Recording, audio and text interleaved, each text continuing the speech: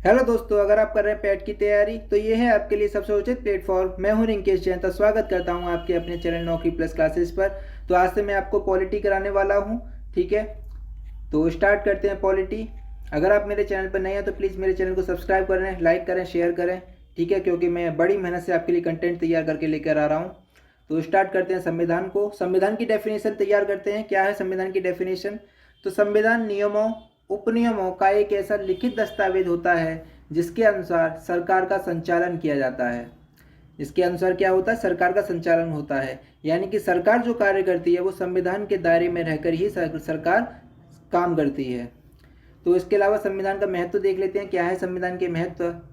तो संविधान समाज को बुनियादी पहचान प्रदान करता है। क्या करता है? बुनियादी पहचान प्रदान करता है संविधान हमारे समाज को। संविधान सुनिश्चित करता है कि कानून कौन बनाएगा। ठीक है, कानून बनाने के लिए संविधान ही बताता है कि कानून कौन बनाएगा। यह समाज में निर्णय लेने की शक्ति किसके पास होगी तथा सरकार का निर्माण कैसे होगा, यह निर्धारित करता है संविधान। संविधान राज्य व्यवस्था के तीन प्रमुख अंगों कार्यपालिका, विधायिका और न्यायपालिका की स्थापना करता है तथा उनकी शक्तियों और अधिकारों को परिभाषित करता है। ठीक है, तो मैं कार्यपालिका, विधायिका और न्यायपालिका के विषय में आपको डिटेल में बताऊंगा।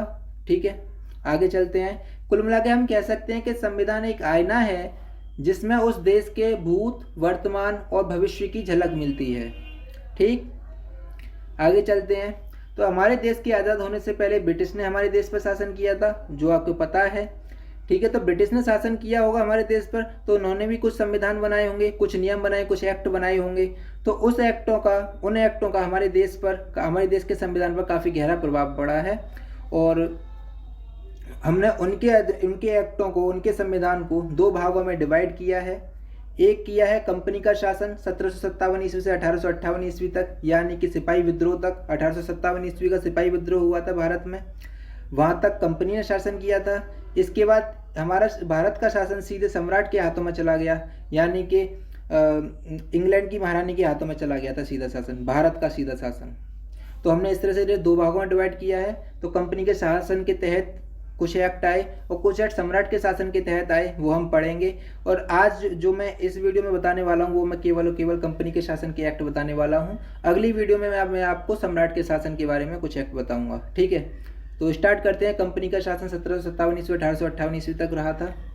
तो 1757 ईस्वी में प्लासी के युद्ध में ब्रिटिश जीती थी। इसके बाद 1764 ईस्वी में बक्सर के युद्ध के बाद कंपनी की जड़ें, ईस्ट इंडिया कंपनी की जड़ें भारत में मजबूत होने लगी और उन्होंने अपने लिए एक्ट बनाना शुरू किए, जिसमें सबसे पहला एक्ट आया था रेगुलेटिंग एक्ट 1773 ईस्वी में। कौन सा? रेगुलेटिंग एक्ट 1773 ईस्वी में। अब इस एक्ट के तहत क्या हुआ था ये आपको याद रखना है। क्वेश्चन आ सकता है कि रेगुलेटिंग एक्ट कब आया था, तो आप इसका जवाब देंगे 1773 ईस्वी में रेगुलेटिंग एक्ट आया था।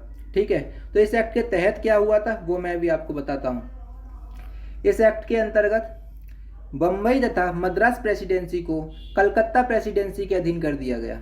ठीक है, बम्बई और मद्रास की प्रेसिडेंसी को कलकत्ता प्रेसिडेंसी के अधीन कर दिया। अब बंगाल के गवर्नर को तीनों प्रेसिडेंसियों का गवर्नर जनरल कहा जाने लगा। जो इससे पहले 1773 ईस्वी से पहले जो बंगाल का गवर्नर था, अब उसे तीनों प्रेसिडेंसियों का बंगाल का गवर्नर जनरल कहा जाने लगा। तो इस तरह से बंगाल के पहले गवर्नर जनरल कौन थे? लॉर्ड वारेन हेस्टिंग्स बंगाल के पहले गवर्नर जनरल थे। आप इसे याद रखेंगे, बंगाल के पहले governor general Lord Warren Hastings थे, ना कि भारत के पहले गवर्नर जनरल नहीं थे। ये बंगाल के पहले गवर्नर जनरल थे। ठीक है, और इस एक्ट के तहत 1773 ईस्वी के एक्ट के तहत कलकत्ता में एक सुप्रीम कोर्ट की स्थापना की। और सुप्रीम कोर्ट की स्थापना कब हुई थी? 1774 ईस्वी में हुई थी। और इस सुप्रीम कोर्ट के सर एलिजा इम्पे मुख्य न्यायाधीश बने तथा चैम्बर्स, लिमेस्टर और हाइड इन कलकत्ता सुप्रीम कोर्ट के एक अन्य न्यायाधीश बने थे। ठीक है, तो ये सब नॉलेज आपको याद रखनी है। आगे चलते हैं। 1781 ईस्वी का संशोधन अधिनियम। तो 1773 ईस्वी के एक्ट में जो खामियां रह गई थी उनको दूर करने के लिए 1781 ईस्वी का संशोधन अधिनियम आया। और इस संशोधन अधिनियम को बंदोबस्त कानून भी कहा गया। कौन सा कानून कहा गया? बंदोबस्त कानून कहा गया। क्वेश्चन आएगा कि बंदोबस्त कानून कब आया था, तो आप इसका जवाब देंगे 1781 ईस्वी में बंदोबस्त कानून आया था। ठीक है, यानी कि इसका काम क्या था? इसका काम ये था कि रेगुलेटिंग एक्ट की खामियों को दूर करना। ठीक है। और इसके अलावा इस एक्ट के अनुसार कलकत्ता की सरकार को बंगाल, बिहार और उड़ीसा के लिए भी विधि निर्माण की शक्ति प्रदान की गई थी। ठीक है, कलकत्ता की सरकार को क्या दिया गया था? कलकत्ता की सरकार अब बंगाल, बिहार और उड़ीसा के लिए विधि निर्माण कर सकती थी, यानी कि कानून का निर्माण कर सकती थी। आगे चलते हैं। इसके बाद आया था पिट्स इंडिया एक्ट। 1784 ईस्वी में पिट्स इंडिया एक्ट आया था। इस एक्ट को ब्रिटिश संसद के तत्कालीन प्रधानमंत्री, उस समय के प्रधानमंत्री थे विलियम पिट के द्वारा प्रस्तुत किया गया था। इस एक्ट के द्वारा कंपनी के निदेशक मंडल यानी कि कोर्ट ऑफ डायरेक्टर्स को कंपनी के व्यापारिक मामलों के अधीक्षण की अनुमति दे दी थी। ठीक है, यानी कि कंपनी के निदेशक मंडल अब व्यापारिक मामलों का पर अधिकार रखेगी, लेकिन राजनीतिक मामलों के प्रबंधन के लिए बोर्ड ऑफ कंट्रोल नाम के नए निकाय का गठन किया गया। किसका? बोर्ड ऑफ कंट्रोल के नाम के नए निकाय का गठन किया गया था राजनीतिक मामलों के लिए। किसके लिए? राजनीतिक मामलों के लिए। तो इस तरह से भारत में द्वैध शासन व्यवस्था की स्थापना हुई थी, यानी कि कंपनी जो काम करेगी, कंपनी निदेशक मंडल जो काम करेगा वो व्यापारिक मामलों पर अधिकार रखेगा, और नियंत्रण बोर्ड काम करेगा वो राजनीतिक मामलों पर अधिकार रखेगा, यानी कि दो निकाय और उनके दो अलग अलग काम। ठीक है, कोर्ट ऑफ डायरेक्टर्स काम करेगा व्यापारिक के लिए और बोर्ड ऑफ कंट्रोल काम करेगा राजनीति के लिए। तो इस तरह से द्वैध शासन व्यवस्था शुरू हो चुकी थी भारत में।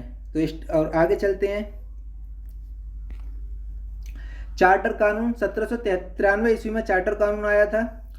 इसमें क्या हुआ? इसमें बोर्ड ऑफ कंट्रोल के सदस्यों तथा उनके कर्मचारियों को भारतीय राजस्व से ही भुगतान किया जाएगा, यह प्रावधान रखा गया था 1793 ईस्वी में।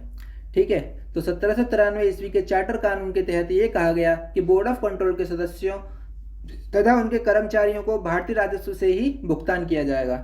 अब आता है मेन चीज, 1813 ईस्वी का चार्टर अधिनियम, काफी अधिक इंपॉर्टेंट है, इसे आप याद रखना है इस चीज को। तो 1813 ईस्वी का चार्टर अधिनियम, इस एक्ट के द्वारा कंपनी के अधिकार पत्र को 20 वर्षों के लिए बढ़ा दिया गया। कितने वर्षों के लिए बढ़ा दिया गया? 20 वर्षों के लिए।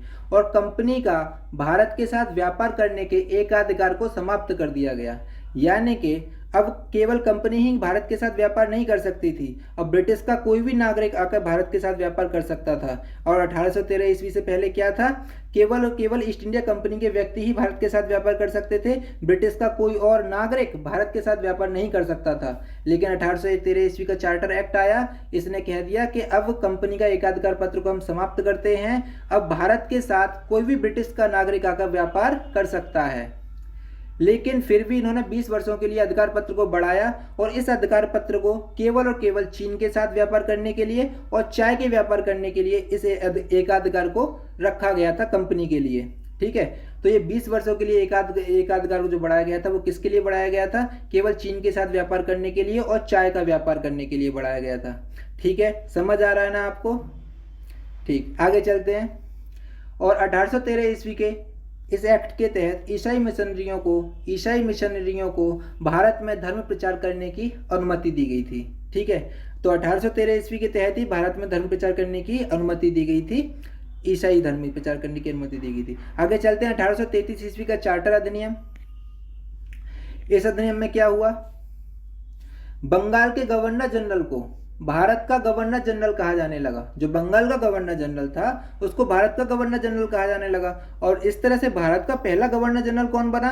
लॉर्ड विलियम बेंटिक भारत के पहले गवर्नर जनरल थे। आपको याद रखना है कि बंगाल के पहले गवर्नर जनरल कौन थे और भारत के पहले गवर्नर जनरल कौन थे। आपको ये दोनों चीजें याद रखनी है। ठीक है, ध्यान से।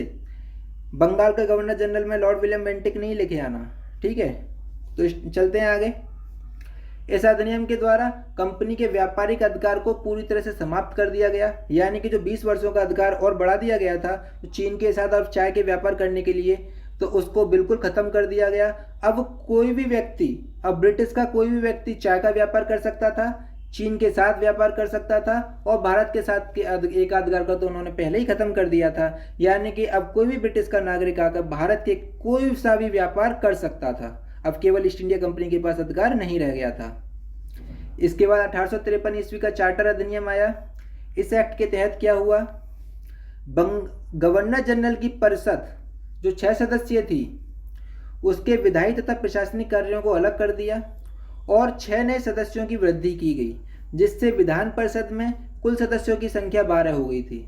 ठीक है, तो इस तरह से विधान परिषद में कुल सदस्यों की संख्या 12 हो गई। इसके अलावा इसने सिविल सेवकों की भर्ती एवं चयन के लिए, सिविल सेवकों की भर्ती के लिए और चयन के लिए खुली प्रतियोगिता व्यवस्था का आरंभ किया और इस प्रकार से विशिष्ट सिविल सेवा भारतीय नागरिकों के लिए भी खोल दी गई, यानी कि अब सिविल सेवा की परीक्षा भारतीय भी दे सकते थे। 1853 ईस्वी के चार्टर एक्ट के तहत कहा गया कि अब कोई भी भारतीय नागरिक कोई भी सिविल सेवा की परीक्षा दे सकता है और इसके लिए 1854 ईस्वी में भारतीय सिविल सेवा के संबंध में मैकाले समिति की नियुक्ति की गई थी। किसकी नियुक्ति हुई थी? मैकाले समिति की नियुक्ति हुई थी। आपको ये याद रखना होगा। ठीक है, आगे चलते हैं। और इस परीक्षा के पास होने वाले पहले व्यक्ति सत्येंद्र नाथ टैगोर पहले व्यक्ति थे जिन्होंने 1863 ईस्वी में इस परीक्षा को पास की थी। ठीक है, तो इस तरह से कंपनी का शासन के अधिनियम कुछ खत्म होते हैं। अब हम पढ़ेंगे क्राउन का शासन, यानी कि सम्राट का शासन, अगली वीडियो में पढ़ेंगे। तब तक के लिए टेक केयर, बाय, अलविदा। आपको इसका पीडीएफ मिल जाएगा। अगर आप पीडीएफ चाहते हैं तो आपको इसका पीडीएफ मिल जाएगा। और मैं आपको बताता हूँ पीडीएफ कहाँ मिलेगा। पीडीएफ आपको मिलेगा टेलीग्राम चैनल पर, और टेलीग्राम चैनल आपको सर्च करना है टेलीग्राम चैनल पर जाकर नौकरी प्लस क्लासेज, जिसके नाम से चैनल है, ये हमारा यूट्यूब चैनल है, उसी नाम को आपको सर्च करना है आपको टेलीग्राम चैनल पर, नौकरी प्लस क्लासेज। ठीक है, NAUKRI नौकरी प्लस क्लासेज, और वहाँ से आपको इसका पीडीएफ मिल जाएगा। ठीक है, तो मिलते हैं अगली वीडियो पे। तब तक के लिए टेक केयर, बाय बाय।